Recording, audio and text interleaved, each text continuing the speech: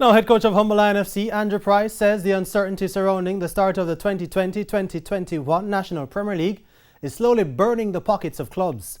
In September, the Jamaica Football Federation, JFF, announced that the new season would kick off on November 14.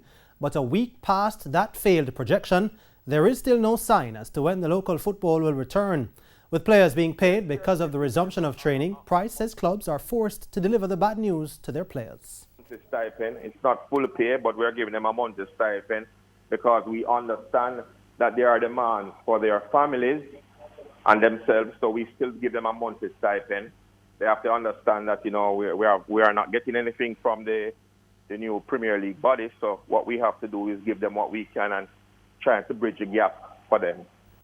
In the meantime, Price is still urging patience. The Humberland boss says he will stay away from making predictions as to when the league will kick off, as it's not in the hands of the clubs or the JFF. I don't want to say because, that I leave that up to the Ministry of Health and Wellness and the government officials to make that decision. Mm-hmm. They are the leaders in the country and they believe that the decision that they make will be best suited for the nation.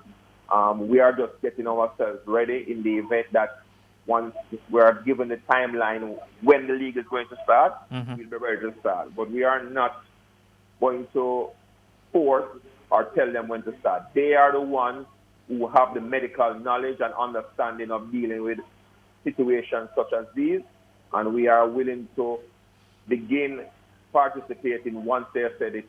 We are ready to do so, then we'll be ready.